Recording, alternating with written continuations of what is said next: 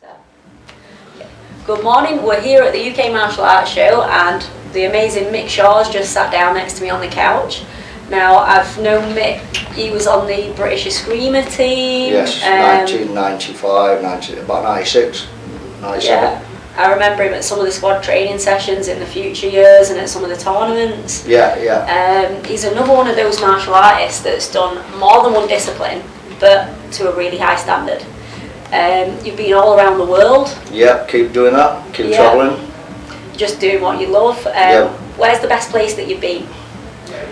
Best place, to be honest, that's pretty hard to answer.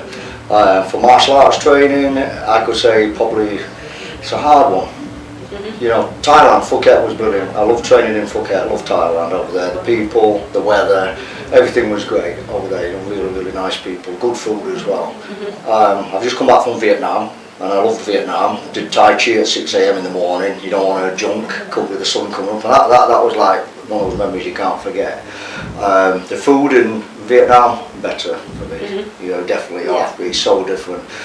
Training over there, I'm supposed to be training with a guy in some of the Vietnamese arts are that rare, you can't get hold of any. People don't know about them. And the guy I was supposed to be training with injured himself, so I was stuck to more Tai Chi type healing arts when I was there. You know, but I'll definitely be back. Plan on going to next year to Cambodia. Awesome. And to Laos. I've got instructors lined up for training there. My idea is to train in Southeast Asia into my 50s while I can still raise my leg up. And basically while I still can, before you know it, you're too old and you can't do none of that. Well, you've been doing Brazilian jiu-jitsu as well. You got your black belt in Brazilian jiu-jitsu. Yeah, black belt professor in Brazilian jiu-jitsu. Yeah, I started Brazilian jiu-jitsu in 2000 when it was first starting. Wow. In the UK. There was basically only a couple of places to do jiu-jitsu. There was Doncaster, there was Birmingham, and there was a custard factory there. What do you call it? Mauricio Gomez had come across to teach over there, and there were a couple of guys doing it in London. We had one of our guys. He went out, a friend of mine. He went out to Brazil, and he was one of the pioneers, Ben Poppleton, and he went out to Brazil, and he basically lived in Brazil, and he kept bringing people back to Doncaster. Before you know it, we had Brazilians coming over every 2 weeks, you know, straight from Brazil. So we also had a rich judo background, a lot of top judoka, you know, legendary judoka actually training in Doncaster, so we had them to start us up and train with us and guide us as well, so that led to a very strong Brazilian jiu-jitsu now in Doncaster. In fact, the amount of black belts in Brazilian jiu-jitsu in Doncaster is probably more than anywhere I know, you know, so. I mean, have I seen that you've been competing in the Brazilian jiu-jitsu Yeah, at one point? I competed after the sticks. I left the sticks and I competed at Brazilian Jiu-Jitsu in the European Championships, got a silver medal in that, competed in the British. Did so long at that and then opened up the full-time gym and that stopped my competing because you just don't have time. No, you can do one thing and you can't really coach other people. And then it was crazy because about 2000, early 2000s, I was the only person, because I did the Jiu-Jitsu, I didn't really want to do it, I used to hate the gi. And all I'd do was because, you know, I was JKD grappling, training under Larry Hartzell, of course. You know, I was all about the no-gi. I loved the wrestling, the catch wrestling, the shoot wrestling, the Russian sambo, all that. But I didn't like the gi at all. I don't want to wear that. And I ran out of sparring partners, and I saw these guys rolling around in the pyjamas, I thought at the time. And then I thought, right, I need sparring partners. I'll spar with them, and the next thing they were choking me out, and all the rest of it. So the next thing, sparring with them. The next thing, I got talked into competing. The next thing, we're competing at Brazilian Jiu-Jitsu as well, and that's how that come about. You've done Sayok Kali as well. 14 years of Sayok Kali, yeah. So that again is it's another unique blend of martial arts. Yeah, because can we call it Filipino? Possibly not. It's its own brand, isn't it? Sayok Kali is an evolved Filipino martial art. I say evolved because it keeps evolving. Evolved Filipino martial art. It was created by Pamanatuan Christopher Sayok, and he, from his own background, from his own training, came up with the Sayok fighting system. This evolved into the Sayok Kali system. The thing is, we do focus on bladed weapons, and what I saw was at the time was I'd done the jiu-jitsu, the grappling, I'd done penchaks a lot for 20 years, you know, as instructor and that, and I was looking for something with my jiu-jitsu. I fancied a bit more Filipino again. I was getting a bit itchy for weapons again. And I thought, well, I don't want to do another stick system. I had friends doing Berlin Tuat, doing Sarada, and I thought, well, I've done that much stick work, different system, I want to do something different. So I saw the blade, and I saw somebody had Mark Wiley, Filipino Mark, he was, what's Mark Wiley, Sarada Yeah, he's wrote a few books, hasn't Yeah, he? he's wrote a few books, and I read about Chris Syok in a few of his books. And I was training on a seminar with Mark Wiley, and he said to me, have you heard of Chris Syok? I want to see someone use a blade. Go and see Chris Syok. So years or so passed, and I watched the film at the cinema, The Hunted. And then after watching The Hunted, I came back to it again on video, and I thought, oh, I'm going to have a look at this. This looks like proper stuff. And from a Filipino martial arts viewpoint, you can understand what's quality, what looks real workable stuff. And even though it's choreography, I knew it was really good stuff. So I thought I'll contact somebody. And a friend of mine, Krishna Gonania, who I've been friends for, I keep bumping into him and Dave Joyce. I keep bumping into all my life. We were together on the British Eskrima team, and then next thing I'm bumping into Krishna. And Krishna says, I've been training for a good while. Come on down. And next thing I was training with him. We're out to Florida. Next I'm training in Florida. And I'm, red hot heat of Florida, and I am training Syok Cali. And have you done some Muay Thai as well in that mix? Yeah. My Muay Thai. What I did was, the Muay Thai came across from when I went back out to the States. I did it when I was in my 20s. I didn't compete at it. What I'd done when I was like 12 or 13, I'd done some judo to learn. And then I did Lao Gar alongside people like Carl Spencer, and there was like Phil Glover going into Thai. So we were training partners, and we competed at the semi-contact kickboxing and stuff. That was like the types you like your Neville Ray type and your what's the guy, Kevin Bruton days. So I did this, and they went into kickboxing. So I got into the kickboxing side of what's Lao Gar. From Kung Fu went more kickboxing, and then the odd low kick introduced. Now when I got into Thai, my instructor in Filipino arts, I was about 21, it'd be about 1991. One day I turned up to my Filipino martial arts, Filipino class, and he was like, oh, we're doing Muay Thai. He was drifting more towards Muay Thai. Now I was always more of a puncher than a kicker. And I liked my Panantukan or Western boxing better than the Thai, because I wasn't a flexible person. So I was a bit, well, I want to do more Panantukan, more boxing. And he said, well, do the Thai. And we did. I did the seminars, and I trained it, and there was Ajahn Stuart Hurst had come over doing the seminars. He was from, not sitting along camp, what's it called? I forgot, the Dakatan Muay Thai camp. And he was one of Tommy Moore's old training partners. So he came across doing the seminars, and I trained loads of Thai, and then they said to me, do you want to set this up in Doncaster Muay Thai? I said, no, I want to concentrate on boxing and Filipino martial arts. So I didn't teach it, but I trained it as much as I could, but I didn't want to be an instructor in it or thing in it. I just wanted to box basically, and I liked boxing, I loved the footwork, and I liked the Filipino arts. So I went to the Filipino arts, and that's, before you know it, I'm competing in the competition side. Now when I get to about 29, I want to revisit the Jung Fan again, because a lot of the concept stuff I've been taught. When I did the Filipino arts, I also did JKD concepts from the same instructor who was doing the Thai, and he showed me lots of different things. Got into Silat, and I wanted to get back into JKD, but see more the Jung Fan and the grappling, what Larry Hartzell did. So I started training out in Oldham with a guy called Chris Brown. He introduced me to the grappling and also Jung Fan, more the Bruce Lee Wing Chun based stuff. And with that, I was there training with Chris, and I was there every Tuesday. I was up in Manchester training for a private lesson, and then Chris would come over and do seminars, and then when Larry had come over, we ended up going off all around the UK on all the seminars. If 6, 10 seminars a year, we were there, we were doing them all.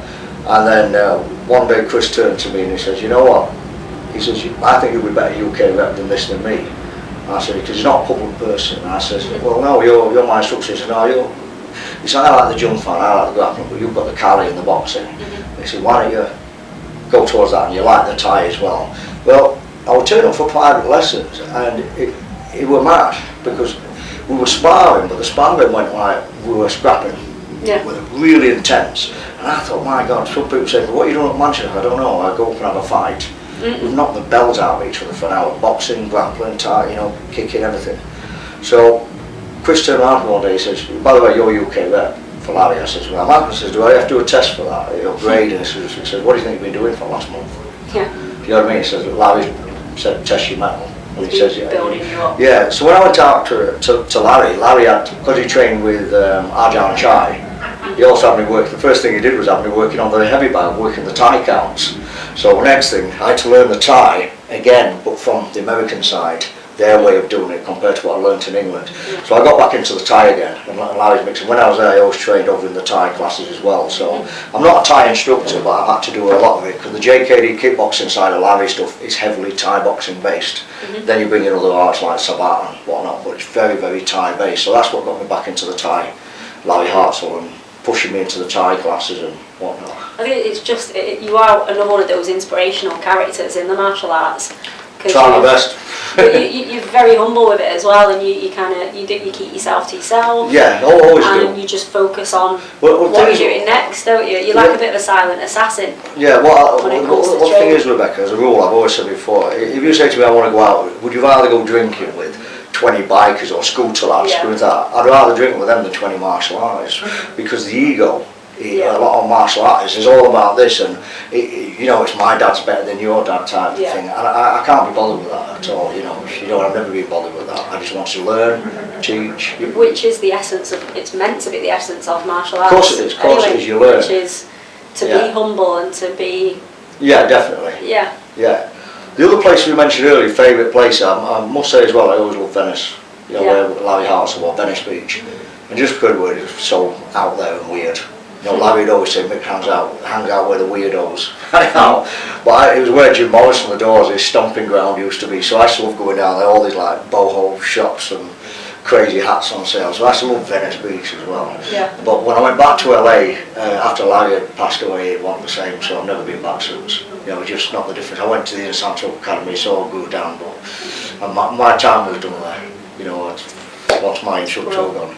So one of the things for going to Vietnam recently, because of Larry, because he'd always tell me about Vietnam, he always twice decorated over there in the Vietnam War. So after a few beers he'd sit down with chat and he'd tell me all about stuff. So from him telling me about Vietnam and Thailand, I thought I've always got to go. So that's led me on to my Southeast Asian journey at the moment, researching arts. And you were writing a book the last time I spoke to you. I wrote a book. I finished. Have you finished it now? Yeah, I finished it. Is just it going through. Yeah, there's a lot more to it than meets the eye. Because now it's going through the rewrites and punctuation, everything. Okay, so and then once all that's done, my daughter was supposed to be the one. She's going through it, but now she's got the exams and she's charging me for each chapter, but she's stuck at the moment. So. You taught her well then. Hey? You taught her well. Oh, I taught her well, yeah. She charged me per chapter. Yeah. But now she's saying some chapters she says, Dad, your spelling and punctuation that bad, I might have to charge double for that. So, well, she's got a thumbprint there. Yeah, she's trying her best, yeah. So yeah, hopefully the book sometime end of this year, I suppose. Have you got a website that people can have a look and follow you on? The website, yeah, I've got Mick Shaw's Academy. Okay. .co.uk. So that's Shaw as in beach Shaw? Yeah, SHORE, seashore. The best place to look though is on Facebook, to be honest, because I use that more than anything. I think the websites, to be honest, it's like, they're there, I have one, but I think the website, like everything else in time, they're starting, the websites I'm quite convinced are a thing of the past. Type thing. They're on the way out, you know what I mean? It's like, you remember back to when we had Betamax, then VHS come along, and now there's none of them, and now we're DVD's going out. And now we're DVD going out. It's all biodegradable so I think, memory, innit? Yeah, so Facebook and media like that is the best thing. I put up clips of stuff, and sometimes I put stuff to show people, jiu-jitsu, grappling, see like Cali, I put up things like that, clips every so often to let people see what we do. And we do have seminars at the gym, various people, and I'm always looking at learning new stuff. Nice. So yeah, find me on Facebook. Bro, thank you for joining me this morning, and as always, it's always a pleasure to get back in touch with you, and I hope your book goes through the publishing stages. Process, yeah. And hopefully we might be able to sell some of it on the, say, online shops, so you can get into a few of the academies. Yeah, it's going to be very interesting read, because it's not just, it covers the martial arts, of course. Yeah. It also covers my upbringing, obviously, as you know, Irish as well, Irish upbringing, and I brought up basically my mother, no, not my mother, my father and my uncles were all scrappers. Yeah. So I grew up with that, and they were in Ireland renowned scrappers, so all I knew about in Ireland was people scuffling and being good at fighting, so I grew up around that. On my mum's side, she was born in India to British soldiers who were stationed there, and she had an Irish father, she was a Murphy, and all her brothers and everybody there did boxing. So on that side, all I had was, from that other side was boxing, so it was all training, fighting, so that's all I heard. Well, I think in the Olympics that's all we're good at, isn't it, as the Irish people? Fighting exactly. and horse riding, and that's what we have the representation in mainly, isn't it? So, of course. They need to bring a thing in for drinking Guinness next. Would you win it? No, not bad, I wouldn't do too bad. I ain't got the stomach for it, I ain't got the belly for it yet, maybe another 10 years. Awesome. Well, thank you, mate. Okay. And No Pleasure. problem. Thank you.